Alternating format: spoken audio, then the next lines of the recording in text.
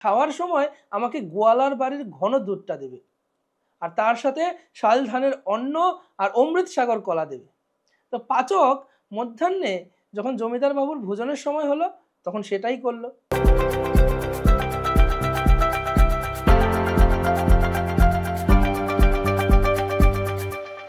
হরে কৃষ্ণ, সবাইকে স্বাগত মিশানো কথায়।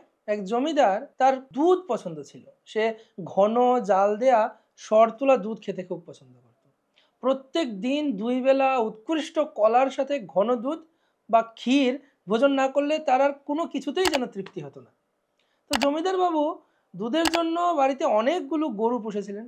আর গোয়াল ঘরে অনেক ভালো ভালো গরু ছিল। তো এক গোয়ালা প্রত্যেক দিন দুগ্ধ দোহন করে তার জন্য সেটা পাচকের হাতে দিয়ে যেত। কিন্তু জমিদার বাবু কি করতেন, প্রত্যেক দিনই সেই গোয়ালার পাচকের নামে অভিযোগ দিতেন যে দুজনে মিলে দুধের মধ্যে জল মিশিয়ে তাকে বঞ্চনা করছেন। না হলে দুধ এত পাতলা হওয়ার কারণ কি? একদিন জমিদার বাবু গোয়ালাকে দুগ্ধ দহন করে সাথে সাথে সেটা তার নিকট নিয়ে আসতে বললেন। এবার পাচককেও আদেশ দিলেন যে পাচক যেন সেখানে উপস্থিত থাকেন। তো গোয়ালা কি করলেন, একটা পাত্রে সেই গাভীর খাঁটি দুধ, আরেকটা পাত্রে কিছু চুনগুলা নিয়ে জমিদার বাবুর নিকট উপস্থিত হলো।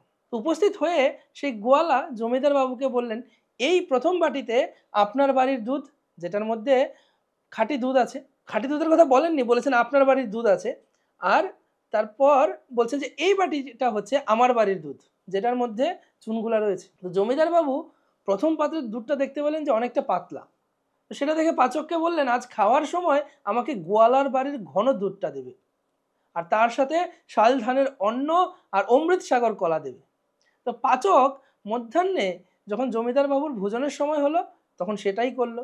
ঘন দুধ মনে করে সেই চুনগুলা পান করাতে জমিদার বাবু তখন মৃত্যু মুখে পতিত হলেন। আর এদিকে পুলিশ খবর পেয়ে এসে গোয়ালা এবং পাচককে ধরে নিয়ে গেল।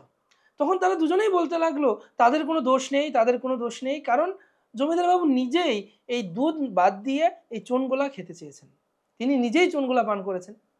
তো পুলিশ তাদের কথায় কোনো কিছু না শুনে তাদেরকে কারাগৃহে নিয়ে গেল। তেমনিভাবে আমাদের সমাজেও সদ্গুরু, তথাকথিত গুরু, শুদ্ধ ভক্তি, ছল ভক্তি, প্রেম, কাম, ভক্তি, ভোগ, হরিভজন, কপটতা, বাহিরে দেখিতে ভক্তি, আর অনেক সময় সেটা দুধ এবং চুনগোলার মতো বলে মনে হয়। নকল ও কৃত্রিম দ্রব্যগুলি প্রকৃত দ্রব্য অপেক্ষা অধিকতর সুন্দর ও উজ্জ্বল বলে মনে হয়। খাঁটি দুধ অপেক্ষা চুনগোলা অধিক ঘন, আসল সোনা অপেক্ষা নকল সোনা অধিক উজ্জ্বল বলে মনে হয়। যারা আত্মবঞ্চিত, যারা লোকবঞ্চক, তারাই কেবল দুধ পরিত্যাগ করে এই চুনগোলা গ্রহণ করে, অর্থাৎ শুদ্ধ ভক্তি পরিত্যাগ করে বিদ্যা বা ছলভক্তি অর্থাৎ প্রকৃত সাধু পরিত্যাগ করে ছল সাধু যারা কপট তাদের আশ্রয় গ্রহণ করে। এতে উভয় ব্যক্তির প্রাণ বিনাশ বা প্রাণদণ্ড লাভ হয়।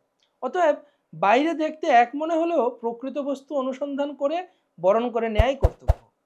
নিজে সরল ও অকপট এবং সেবার প্রতি উন্মুখ থাকলেই কৃষ্ণই তাহাকে প্রকৃত সন্ধান প্রদান করেন, আর কপট ব্যক্তি ভগবানের মায়ার দ্বারা বঞ্চিত হয়। তাই বর্তমান সমাজে আমরা কপট সাধু থেকে দূরে থাকব, তাদের থেকে সতর্ক থাকব, এবং যারা উত্তম সাধু রয়েছেন তাদের সঙ্গ লাভ করার মাধ্যমে আমাদের মানব জীবন সার্থক করব।